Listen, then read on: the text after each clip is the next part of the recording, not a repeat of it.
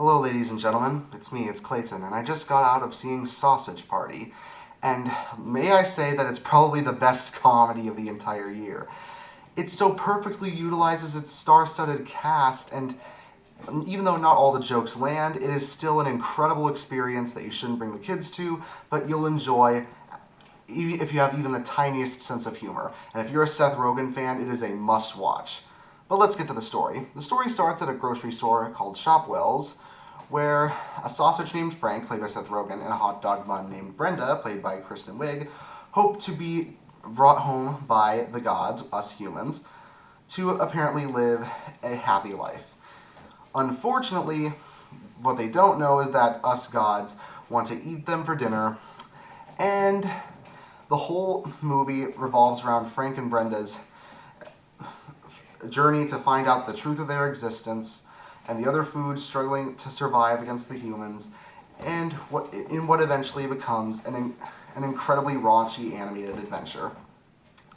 And let me just tell you that the raunchiness was apparent from the first trailer, and a lot of people thought Pixar with F-bombs was all this movie was going to be. But what's so amazing about this film is how actually great the storytelling is. It's actually one of the better parts of the movie.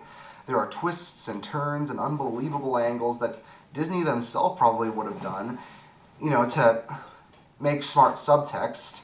Because the thing is, despite the raunchy humor, the huge amount of F-bombs, the sexual innuendos, and the ethnic stereotypes, all of that has smart subtext, just as you'd expect from Disney or Pixar, which ironically this film is parodying half the time. The humor is kind of subjective. I mean, if you're not a fan of Seth Rogen's style of humor, you're not going to like it at all. But if you are, you'll find this film humorous from start to finish. And it's not just because of the excessive profanity and sexual references, but it's also because of some rather clever references to modern events, or pop culture references, or even a villain that's so unbelievably raunchy and so crosses the line twice that you have to see it to believe it. In fact, the whole film has the definition of cross the line twice, where the humor comes from how over the top everything is rather than how offensive it is. And more often than not, I don't laugh at the jokes themselves, I laugh at the delivery of them. And a lot of that has to do with the incredible cast. From Seth Rogen as Frank, to Kristen Wiig as Brenda, to Salma Hayek as a taco, to Edward Norton as a bagel, to David Krumholtz as a lavash.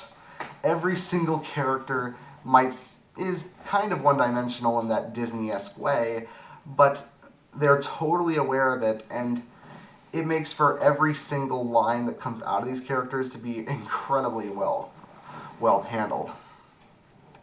One thing that not a lot of reviewers have pointed out so far is the animation, and I actually do like this animation style, as it brings out that Disney-esque style of character design and animation, which ironically, I find it ironic because this is animated by a Sony Pictures animation studio, Point Grey.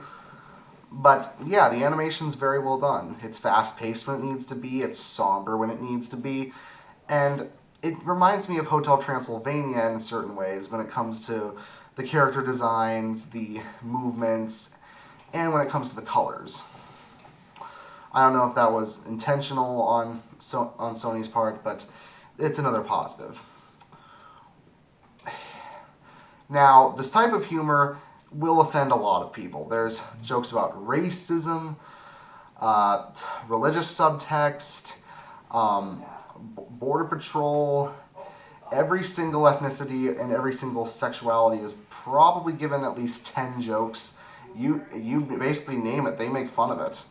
So if this kind of stuff gets under your skin, you eject now, because there won't be a lot of things that you'll like. But if you're like me and you don't mind that stuff, you'll find the bits of humor funny from start to finish, in a sort of a South Park way.